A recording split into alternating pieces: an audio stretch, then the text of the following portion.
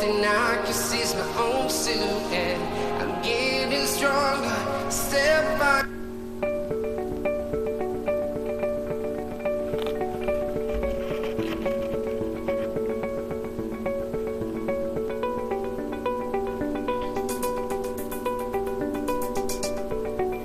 Assalamualaikum warahmatullahi wabarakatuh.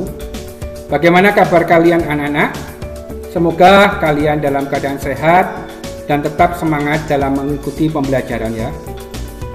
Sebelum mengikuti pembelajaran, Pak Budi ingatkan untuk terus menerapkan protokol kesehatan dengan mengimplementasikan 5M, yaitu menjaga jarak, memakai masker, mencuci tangan, mengkonsumsi probiotik, dan yang terakhir yaitu memperbanyak doa.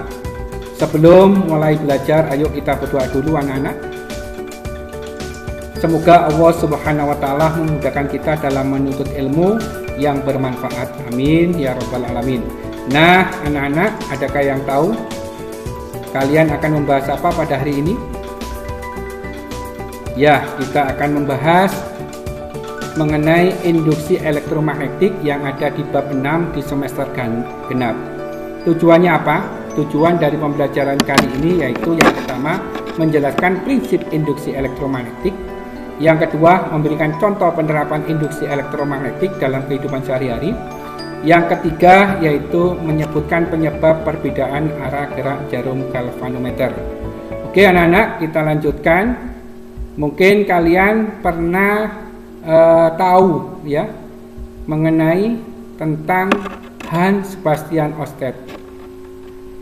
Pada saat Hans Sebastian Oersted melakukan suatu percobaan mengenai kawat yang membuktikan magnet dapat dibuat dari kawat berarus, itu lebih dikenal dengan teori elektromagnet. Yaitu timbul pertanyaan sebaliknya, apakah mungkin arus listrik dihasilkan oleh sebuah magnet? Hal ini dibuktikan oleh Joseph Henry dan dipublikasikan oleh Michael Faraday, di mana suatu induksi magnet dapat menghasilkan listrik. Percobaan Michael Faraday ya, itu dengan cara mendekatkan elektromagnet dengan sebuah besi yang dililiti oleh kawat. Sebagai contoh ini mungkin anak-anak. Jadi di sini ada besi atau ini inti besi ya, kemudian besinya ini atau bisa juga dari baja dililiti oleh kawat, kemudian dihubungkan yang satu sebelah kiri itu dihubungkan dengan arus ini dengan arus ya, kemudian yang di sini dihubungkan dengan galvanometer yang sebelah kanan.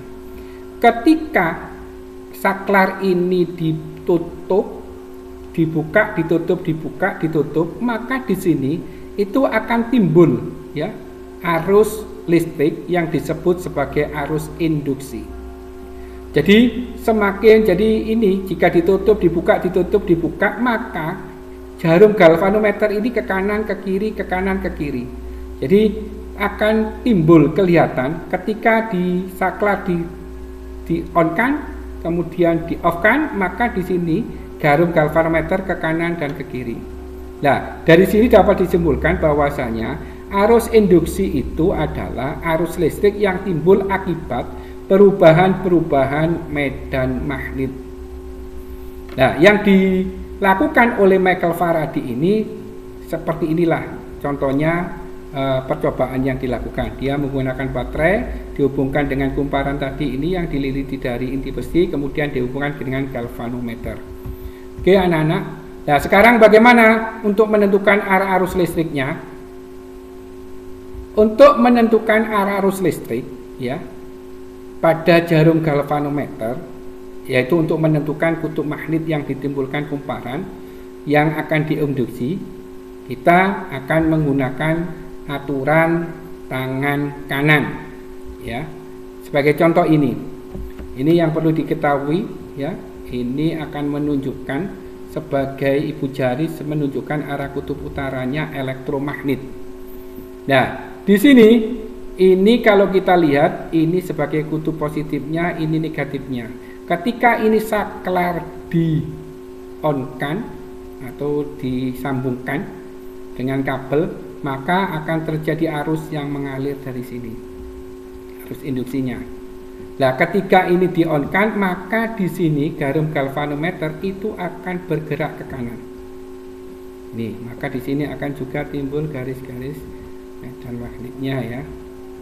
Nah, ini. Begitu juga di sini juga akan timbul yang sama.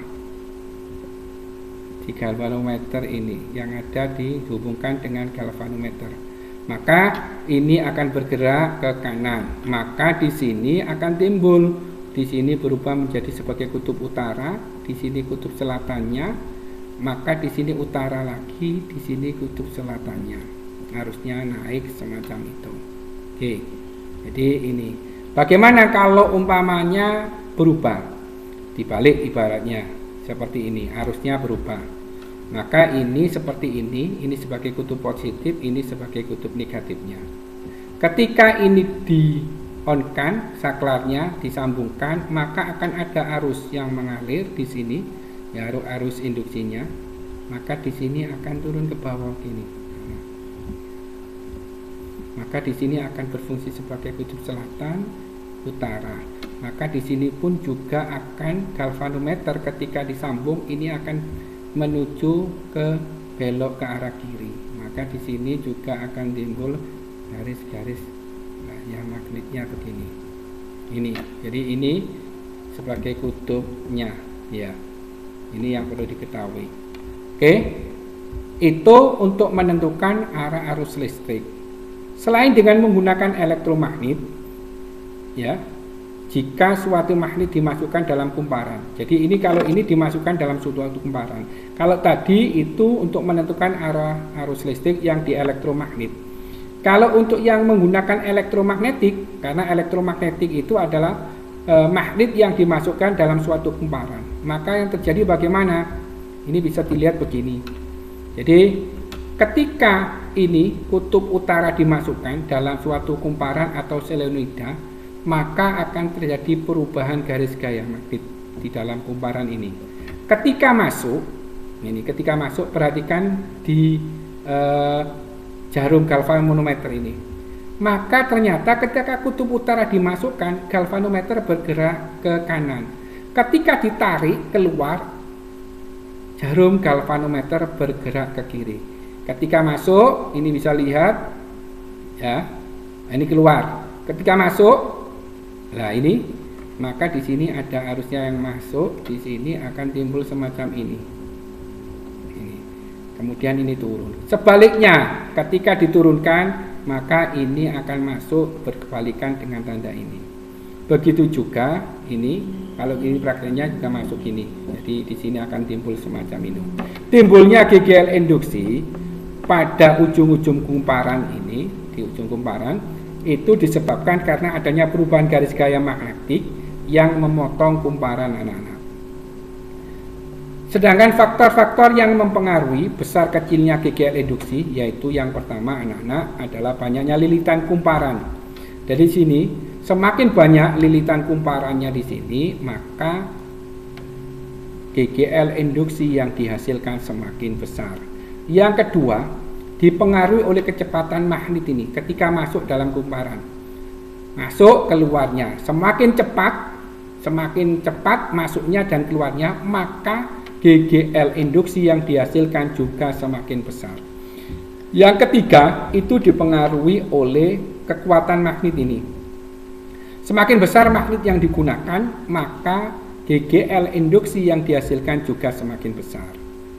Adapun penggunaan induksi elektromagnetik dalam kehidupan sehari-hari anak, yang pertama bisa kita lihat di dinamo atau generator arus bolak-balik. Ini contoh model generator yang arus bolak-balik.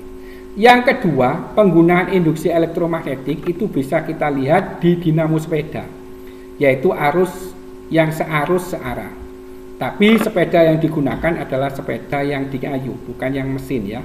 Di sini, kalau kita lihat dinamo sepeda di sini, dinamo sepedanya ini, ya, itu menggunakan roda untuk memutarkan. Ini rodanya ada di sini, roda untuk memutarkan magnet ini. Di dalam kumparan itu ada magnet. Ini kemudian digerakkan magnetnya. Ketika digerakkan di dalam kumparan ini, maka akan timbul namanya GGL induksi pada dinamo. Gunanya untuk menyalakan lampu. Lah, lampu ini bisa terang enggak itu tergantung kepada cepat roda berputar. Semakin cepat roda berputar, maka semakin terang nyala lampunya. Kemudian yang ketiga, penggunaan induksi elektromagnetik yang bisa kita jumpai yaitu di transformator atau trafo. Ini adalah gambar tentang beberapa contoh trafo. Ya, ada yang besar dan kecil. Yang besar ini yang ada di jaringan PLN. Apa sih transformator? Transformator atau trafo itu adalah alat yang digunakan untuk mengubah tegangan bolak-balik AC dari suatu nilai tertentu ke nilai yang diinginkan. Trafo anak-anak berdasarkan penggunaannya itu dibagi menjadi dua jenis, yaitu transformator step down dan transformator step up. Step down itu fungsinya untuk menurunkan tegangan, sedangkan yang step up untuk menaikkan tegangan. Sebagai contoh begini, step down itu kan berfungsi untuk menurunkan tegangan.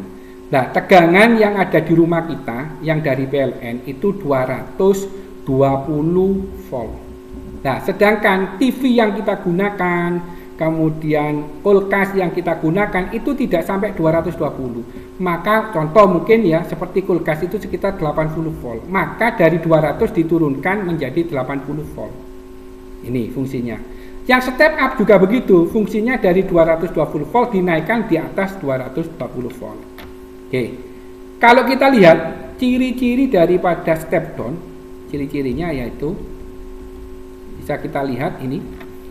Lilitannya lebih banyak, lilitan di primer, lilitan di masuk ya, harusnya masuk ini itu lebih banyak. Maka di sini kalau kita lihat NP-nya, jumlah lilitan primer itu lebih besar dari jumlah lilitan sekunder. Sedangkan jumlah lilitan primer itu sebanding dengan tegangan primer. Maka di sini tegangan primer itu juga lebih besar daripada tegangan sekunder. Dan di sini kalau kita lihat kuat arus yang masuk di sini itu berbanding terbalik dengan jumlah lilitan dan tegangan. Ketika jumlah lilitan primer lebih besar dengan jumlah lilitan sekunder, maka kuat arus primernya lebih kecil daripada kuat arus sekunder. Itu untuk yang ciri daripada step down. Sedangkan untuk yang step up, cirinya adalah bisa dilihat yang pertama, kebalikan dari ini yang step down anak-anak. Yang pertama, NP-nya lebih kecil dari NS. Yang kedua, VP-nya lebih kecil dari VS. Kemudian kuat arusnya primer lebih besar dari kuat arus sekunder. Ini adalah ciri-ciri daripada transformator step down dan transformator step up. Sedangkan persamaan transformator dapat kita lihat di sini. Tadi Pak Budi katakan bahwasanya pada transformator itu perbandingan jumlah lilitan pada kumparan sama dengan jumlah pada perbandingan tegangannya. Sehingga dapat ditulis persamaannya adalah tegangan primer per VS, VP per VS sama dengan NP per NS. Ini bisa dikembangkan karena tadi berbanding terbalik dengan kuat arus, maka bisa ditulis juga begini. VP per VS sama dengan IS per IP. Ini yang kedua. Ini bisa dikembangkan NP per NS sama dengan IS per IP.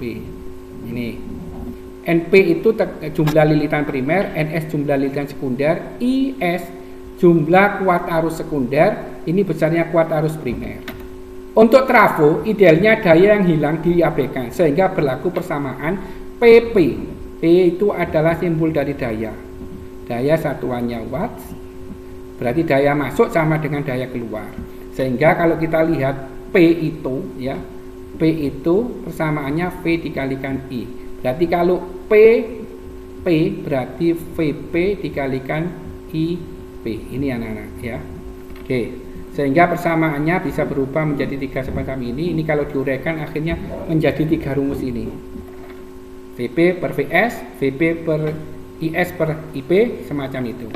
Yang perlu diketahui anak-anak, bahwasanya trafo itu jika digunakan terus-menerus akan ada energi listrik yang keluar dengan energi listrik yang masuk.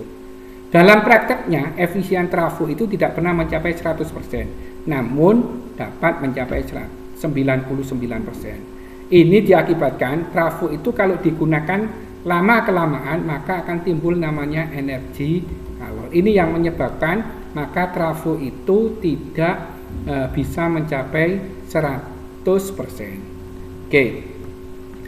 Untuk yang efisien, persamaan efisien ini ya, efisien trafo. Jadi saya tuliskan di sini untuk efisien itu eta sama dengan PS per PP dikalikan 100%. Ini bacanya eta anak-anak, yaitu efisien ini transformator itu adalah daya sekunder per daya primer dikalikan 100%. Oke. Penggunaan transformator dalam kehidupan sehari-hari itu dapat kita lihat. Yang pertama digunakan dalam alat-alat elektronika seperti radio, kemudian TV ya, itu ada di situ. Karena radio, TV itu bekerja pada tegangan lebih rendah dari tegangan yang disediakan oleh PLN. Tadi Pak Putih sudah katakan PLN itu menyediakan tegangan 220 volt untuk dikonsumsi di rumah. Sedangkan TV, radio itu di bawah 220 volt. Untuk menyesuaikan tegangan yang bekerja pada alat elektronik tersebut, maka diperlukan namanya trafo ini atau transformator anak-anak. Kemudian yang kedua bisa kita jumpai penggunaan transformator dalam kehidupan sehari-hari, yaitu transmisi daya listrik jarak jauh. Ini sebagai contoh ilustrasi bahwasanya di sini sebagai PL pembangkit listrik, bisa pembangkit listrik tenaga air, bisa pembangkit listrik tenaga uap. Di sini umpamanya dihasilkan 12.000 volt atau 12 kilovolt. Kemudian dinaikkan menjadi 400, berarti ini ada namanya step up, dinaikkan. Kemudian dari 400 kilovolt diturunkan menjadi 13, berarti di sini ada namanya step down ya, step down. Ya, itu semacam itu. Ini juga diturunkan lagi. Makanya daya listrik dari pembangkit listrik ke konsumen itu menggunakan tekanan tinggi. Untuk itu diperlukan namanya transformator, peningkat step up, dan penurun namanya step down. Oke anak-anak, untuk memperjelas dari apa yang saya terangkan tadi, kita coba belajar mengenai contoh soal berikut ini. Yang pertama, perubahan suatu arus listrik oleh suatu perubahan medan magnet dikenal sebagai apa anak-anak? Oke, kalau pembangkit listrik tidak mungkin, transformasi tidak, induksi juga tidak. Di sini yang memungkinkan itu adalah induksi elektromagnetik karena perubahan medan magnet tadi. Perubahan medan magnet itu tadi menghasilkan namanya arus induksi. Ya. Oke, soal yang kedua.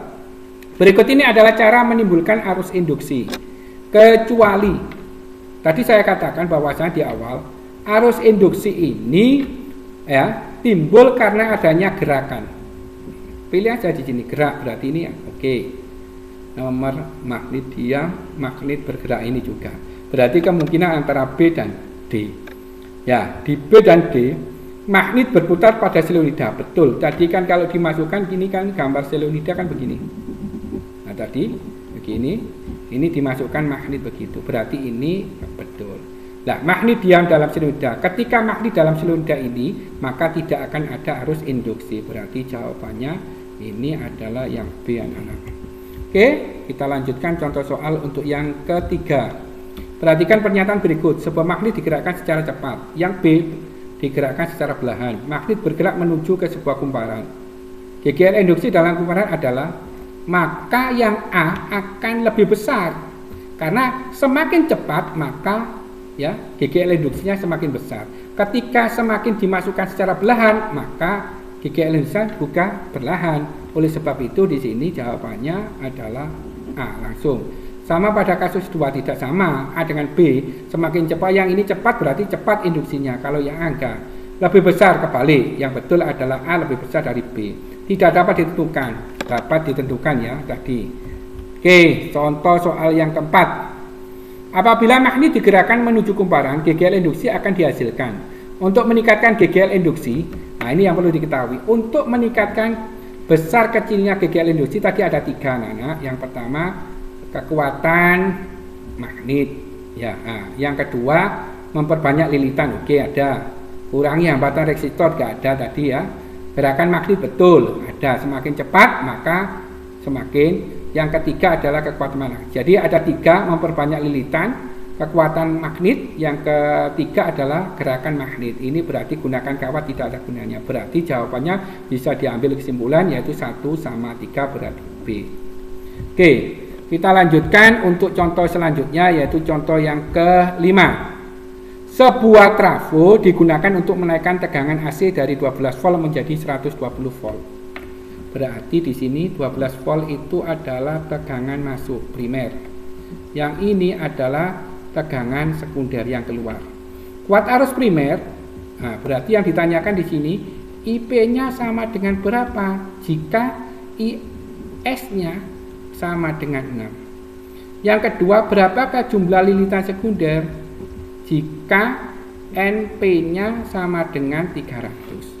Oke, kita coba selesaikan. Tadi diketahui VP 12, kemudian VS-nya 120, kemudian IS-nya 0,6 ampere, kemudian NP-nya jumlah lilitannya 300. Yang ditanyakan yang pertama adalah ini, ya, kuat arus primernya berapa? Yang kedua, jumlah lilitan sekunder. Maka ini jawabannya. Dengan persamaan, kita gunakan persamaan ini, VP per VS sama dengan IS per IP. Kita masukkan VP-nya 12, kemudian VS-nya 120, IS-nya 0,6 yang diketahui IP. Gunakan perkalian silang. Maka di sini kalau menggunakan perkalian silang, IP sama dengan dikalikan 12 sama dengan 0,6 dikalikan 120. Kemudian IP-nya sama dengan 0,16 dikalikan 120 dibagi 12, hasilnya sama dengan 6 ampere. Oke, kita coba yang B sekarang, mencari jumlah lilitan sekunder. Sama, kita gunakan persamaan ini, kita masukkan, caranya sama dengan yang A tadi, gunakan perkalian silang, sehingga kalau sudah NS-nya sudah ketemu akhirnya 300. Mungkin itu yang bisa saya sampaikan. Mudah-mudahan apa yang saya sampaikan bisa dimengerti, difahami dengan baik, menjadi ilmu yang bermanfaat bagi kalian. Terima kasih anak-anak telah mengikuti kegiatan belajar mengajar dengan baik. Kalian memang luar biasa. Mungkin itu yang bisa saya sampaikan. Saya akhiri. Wassalamualaikum warahmatullahi wabarakatuh.